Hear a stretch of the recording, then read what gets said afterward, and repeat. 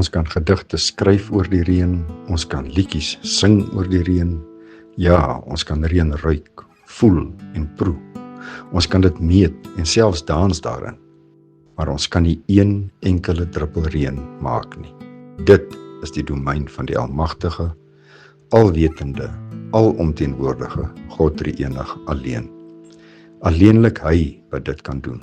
Ons moet daar rondom leef, beplan, dink, boer. Maar eintlik net onophoudelik met 'n vaste, onwankelbare geloof daarvoor bid. Ons moet dit bid dat hy ons daardeur sal dra. Want as ons sê God is almagtig, dan kan hy die weerpatrone verander. As ons sê hy is alwetend, weet God die Vader beslis van ons nood, ons angs, ons behoeftes. En as ons sê hy is alomteenwoordig, is hy beslis saam met ons as ons deur die dorre veld stap of oor die kaalrooi Kalahari duine ry en tussen die vermaarde lammerooie loop. Ja, hy weet. Al voel dit nie vir ons so nie.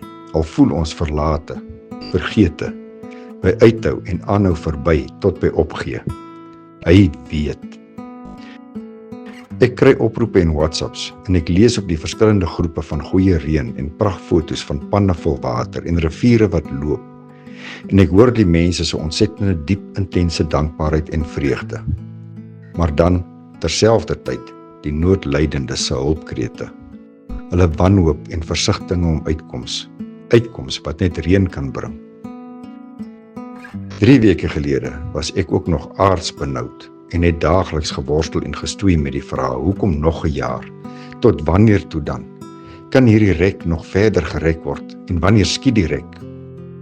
Jou hart krimp in een, as die ooi nageboorteskenk nie langs haar lam kan opstaan nie, of as die eerste kalverse soos boepenskalvers lyk, as jy kalvers afspeen op 4 maande. Jy wonder, wat beteken die boskos tog, as daar geen botsels aan die bosse is nie? Maar dan kom die woorde van my oom Ben van Niekerk by my op.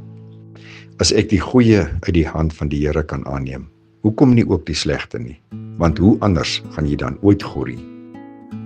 En dan bid ek, Here, gee my die vasbyt, die vertroue van die saailingrassies, wat in die bloedige son staan, en verwelk en wag vir opvolg, dat ek ook so sal vasbyt. My bede vir ons vasbyterboere van hierdie ongenaakbare, maar onbeskryflike mooi en wonderlike land en sy mense, is dat die Here ons almal sal seën met uitkoms en oplossings en antwoorde.